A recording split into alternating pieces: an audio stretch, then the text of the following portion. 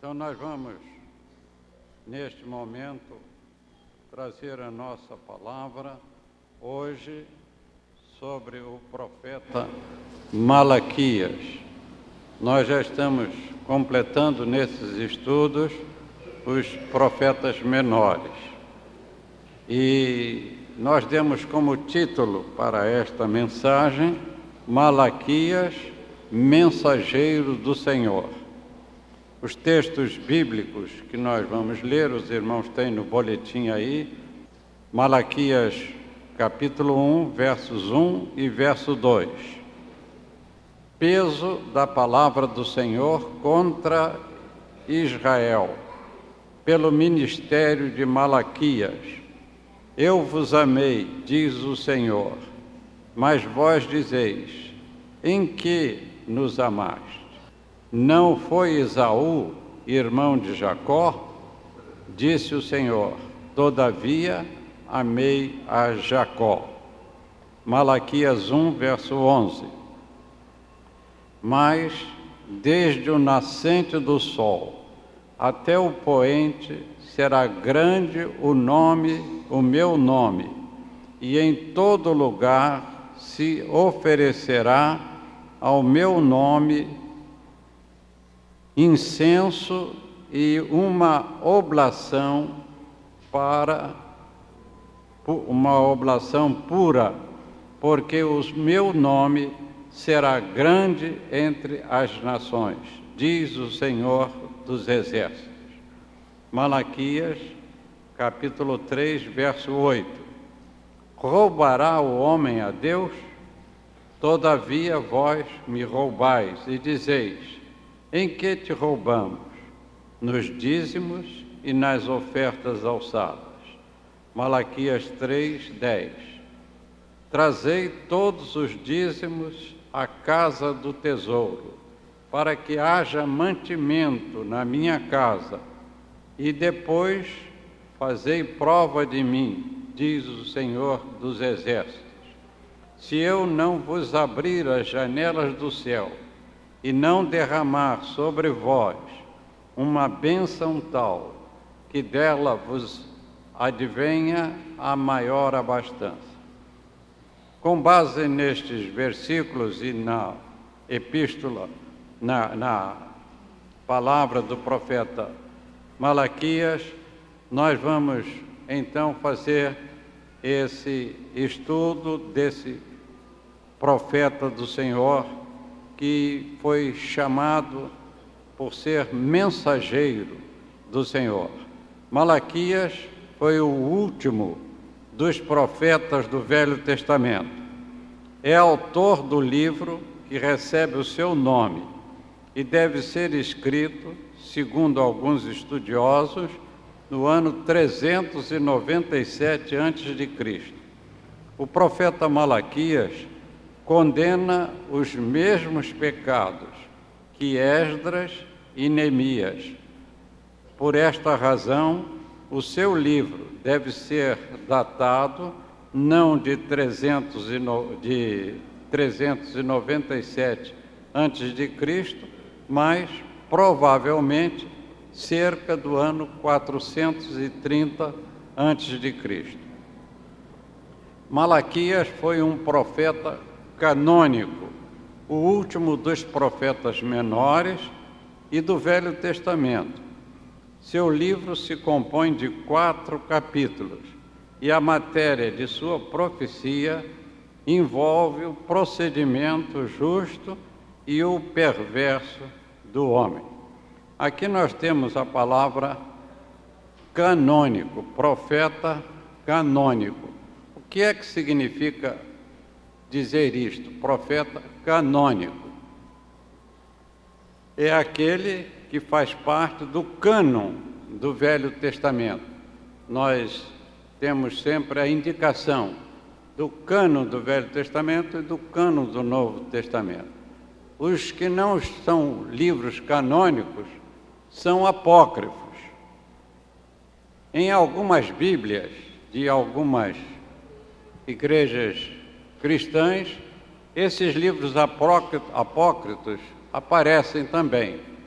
Eu estava ouvindo outro dia pela televisão uma palavra lá de pessoas consideradas conhecedoras da matéria, professores de teologia em instituições católicas, e eles estavam falando sobre apócrifa, e não deram uma explicação clara do que significa ser um livro canônico e um livro que não é canônico, e que, portanto, os canônicos são aqueles que estão incluídos no Velho Testamento e foram aceitos como livros que falam a mensagem de Deus, que estão voltadas para o Senhor Jesus Cristo, enquanto aqueles outros foram livros escritos, mas que não têm o significado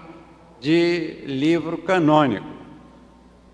Há pouco tempo, uma revista aí muito lida falou sobre o livro de Judas Iscariotes, e ele então traz lá uma mensagem completamente fora do sentido daquilo que a palavra de Deus nos tem ensinado sobre o sacrifício de Cristo, quando ele foi crucificado por nós, levado à cruz e tendo pago os nossos pecados, quando nós o aceitamos como nosso único e suficiente Salvador. Porque há muitos que leem a Bíblia, mas não têm Cristo no coração, não têm a certeza da salvação. Então, não basta a gente dizer, eu creio em Deus. É preciso crer em Jesus Cristo, o Filho de Deus que veio a este mundo para nos redimir do pecado, nos conceder a vida eterna e a salvação e o perdão de Deus. Malaquias foi um profeta canônico e o último dos profetas menores do Velho Testamento. Eu já falei aqui sobre o significado de profetas menores e profetas como Isaías, Jeremias. Esses foram os profetas maiores, não porque a mensagem seja mais importante, mas porque os livros eram de maior número de capítulos, portanto tinham uma mensagem mais longa, enquanto os livros dos profetas menores são aqueles que escreveram livros com a mensagem mais sintetizada, portanto, falando mais objetivamente sobre determinados assuntos que Deus lhes colocava no coração para que eles fizessem, como no caso de Malaquias, que veio para ser um mensageiro do Senhor para proclamar algumas coisas que eram necessárias para que o povo pudesse ouvir.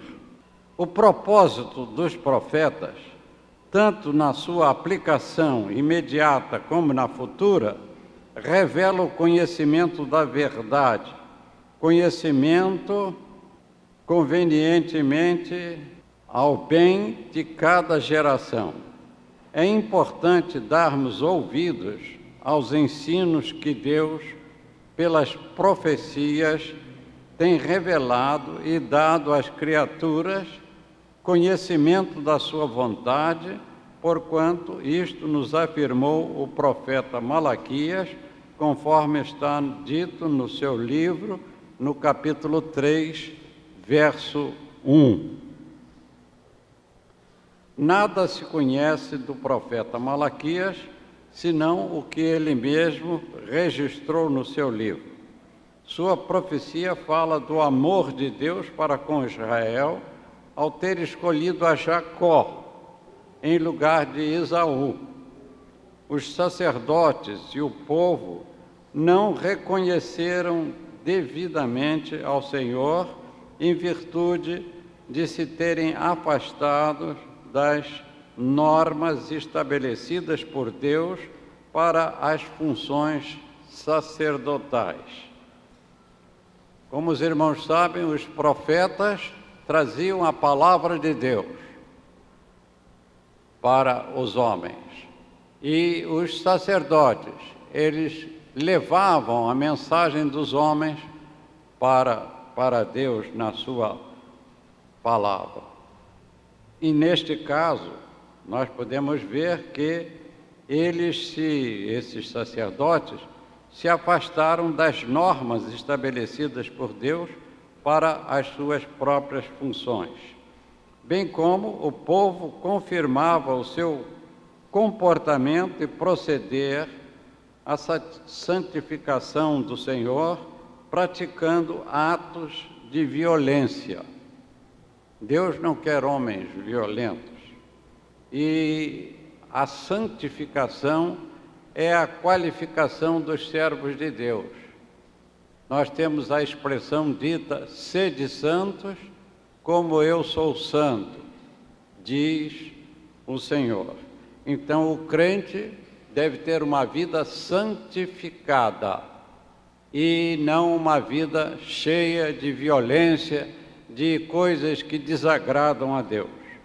O profeta Malaquias fala do juízo iminente de Deus, declarando, porém, que o Senhor virá com bênçãos para aqueles que voltassem do seu mal para o caminho de Deus, porquanto exortava as pessoas para observarem a lei de Moisés. Notem que, naquele tempo, a lei de Moisés é que estava conduzindo o povo para a realização de sua vida. No Novo Testamento é a palavra de Cristo. E nós temos expressões que mostram que exatamente a lei mostra o que é o pecado, mas a palavra de Cristo traz a possibilidade do perdão e da salvação. Quando o profeta Malaquias proferiu a sua profecia, o povo judeu não tinha rei e eram regidos por um governador.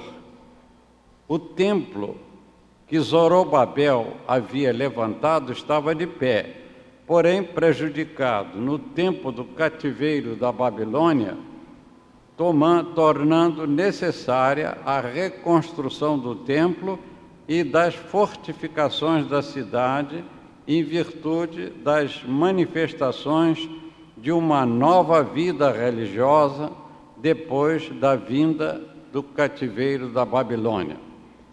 Quando eles estiveram naquele cativeiro, eles deixaram de ter, assim, uma possibilidade de fazer a obra de Deus, porque eles eram um povo subordinado à administração e ao governo da Babilônia. Mas agora, voltando, era preciso que eles tivessem uma nova concepção de vida religiosa e que eles, então, podiam viver mais tranquilamente e receberem as bênçãos do Senhor. Quando Malaquias profetizou, Judá era provavelmente uma província da Pérsia, e os sacerdotes ímpios foram severamente denunciados pelo profeta. Seu apelo baseia-se no amor do Senhor, que se manifesta no cuidado de Israel. Vejam aqui, os irmãos, a pregação de Malaquias neste sentido. Ela estava querendo mostrar o amor de Deus para com o povo de Israel, aquele povo que não estava ainda entendendo o significado da presença e bondade de Deus em relação a eles mesmos. Malaquias afirma que Deus enviaria um precursor para preparar o povo para o dia de Jeová e a vinda do Messias, precursor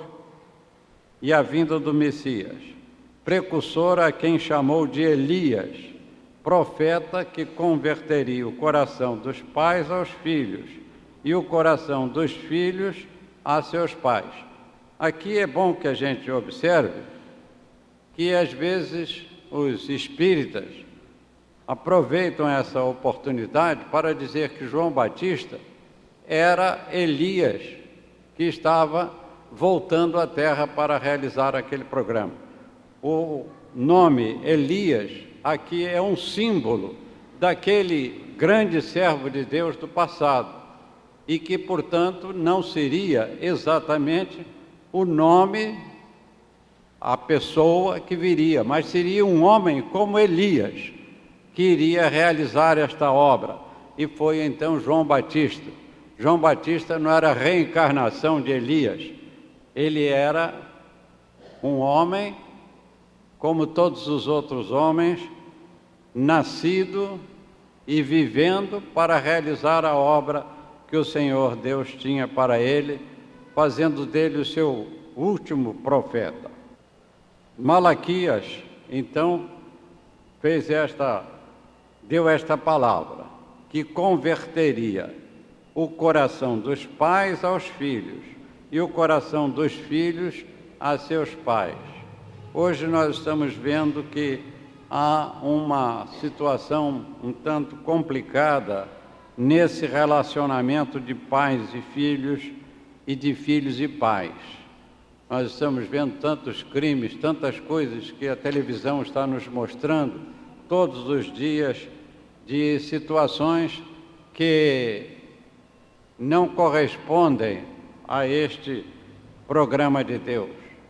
Ainda esta semana, os irmãos ouviram aquela história, não é, de que aquela mulher esfaqueou o marido, esfaqueou todo mundo dentro de casa, os filhos, e exatamente tirando a vida, em vez de ter a compaixão e de ter a aproximação e de dar uma solução satisfatória para os problemas que enfrentava. Malaquias profetizou para um povo que se contentava com as aparências e procurou despertar Israel de seu comodismo no relacionamento com Deus, porquanto a esperança de Israel estava enfraquecida. Os israelitas não podiam ver que Deus os amava e achavam que servir a Deus não tinha nenhuma recompensa. O profeta fala da necessidade de que cada pessoa precisava manifestar com firmeza uma atitude interior, quer dizer, vindo do seu próprio coração, e não superficial, porquanto cada um devia levar a sério a sua fé. O livro de Malaquias segue o seguinte esboço. Primeiro, explicação de sua razão. Malaquias 1, verso 1. Segundo, a ingratidão do povo e o formalismo dos sacerdotes. Malaquias 1, de verso 2 ao capítulo 2, verso 9. Terceiro, o casamento com mulheres estranhas e o divórcio das judias são condenados. Malaquias 2, do verso 10 ao verso 17. Quarto, a vinda do Senhor precedida de seu anjo. Vejam que aqui ele já não usou a palavra Elias, ele falou de anjo. Os servos de Deus, não é, esses estão sendo apresentados aqui neste livro desta maneira diferente, aquele que viria realizar a obra de Deus. Era um mensageiro do Senhor para chamar o povo para que ele pudesse saber que Jesus estava chegando. E então, quando João Batista foi sacrificado, o Senhor Jesus iniciou o seu ministério, exatamente falando do Evangelho, da salvação e da vida eterna para aquele que crê. Malaquias profetizou para um povo que se contentava com as aparências. Às vezes, o povo é assim, se ilude facilmente com palavrinhas bonitinhas, com coisinhas que, não é? Nós estamos vendo aí no nosso país como é que as coisas estão, quando chega próximo a uma eleição de senador, de deputado federal, de presidente da República, vem uma porção de vantagens, uma porção de coisas, e o povo se ilude com essas informações que não correspondem realmente à realidade dos fatos. Por isso é que ele estava chamando a atenção do povo, para que o povo pudesse, então, estar firme e reconhecer a esperança que eles deviam ter do reino de Deus. O livro de Malaquias, então, nos continua dizendo aqui no seu esboço, não é? Quando ele falou que era precedida do seu anjo, está no capítulo 3, verso 1 até o verso 6. Depois, nós temos a quinta parte, que é a censura a respeito da falta de trazer os dízimos do Senhor e das suas ofertas alçadas. Malaquias, do verso 3, 7 a 12. E as murmurações quanto às aparentes injustiças de Deus são reprovadas, posto que Deus há de fazer justiça no dia da sua escolha, punindo os ímpios e galardoando os fiéis. Então aqui se refere já ao final dos tempos, quando aqueles que creram em Jesus Cristo serão declarados salvos, que têm a vida eterna, que já estavam gozando. Não vão aguardar aí no espaço até aquele dia, já estavam gozando, porque quando um crente deixa a vida aqui neste mundo, ele vai para a mansão celestial. Ele não fica aí no espaço, ele não fica aí espiritualmente, não é, sem destino, ou indo para purgatório ou para qualquer outro lugar. Eles vão para o céu. E o julgamento de Deus é uma declaração para dizer os que estavam vivos e os que estavam mortos. Vivos, aqueles que aceitaram a Cristo, e mortos, aqueles que permaneceram separados de Deus, porque morte aqui tem o significado de separação. Quando ele fala dos dízimos ao Senhor, também é uma mensagem do Velho Testamento, porque o dízimo era um imposto para a sustentação do templo e do governo. Hoje, o nosso dízimo não tem a mesma razão. Nós contribuímos com o dízimo, porque Jesus não condenou a contribuição do dízimo, mas para nós darmos com amor, reconhecendo a necessidade da casa de Deus estar com provimento, de realizar a obra de Deus através da contribuição dos servos do Senhor e também das ofertas alçadas. É assim que nós vemos. O ano passado, por exemplo, está lá no livro de agradecimento da Convenção Batista Brasileira, sobre a contribuição da Igreja Batista do Ingá para missões. E esta igreja contribuiu o ano passado, através do plano de adoção e através da oferta especial, em quase 16 mil cruzeiros. Foi, portanto, uma colaboração bastante eficiente para a presença da nossa igreja neste trabalho, além de ofertas pessoais que muitos também dão. As ofertas alçadas, portanto, elas são ofertas para fins destinados para missões, para ação social, para uma realização qualquer, para uma campanha que a igreja realiza. Por exemplo, nós estamos fazendo a campanha para o pagamento deste piano, e assim, então, cada um pode dar uma oferta alçada para determinadas finalidades. Esse texto está em Malaquias, capítulo 3, verso 7 ao verso 12. Sexto, as murmurações quanto às aparentes injustiças de Deus são reprovadas, posto que Deus há de fazer justiça no dia da sua escolha, punindo os ímpios e galardoando os fiéis. Malaquias 3, 13 a 4, 3. E a conclusão, guardai a lei de Moisés, porque ele estava falando para o povo de Judá, o povo de Israel, na velha dispensação, e esperai a vinda do precursor, do Messias. Malaquias 4, versos 4 ao verso 6. Assim, então, nós temos uma síntese daquilo que o profeta Malaquias nos apresenta. Agora nós vamos aplicar esta mensagem para nós. Malaquias, mensageiro do Senhor. Qual Malaquias? Somos mensageiros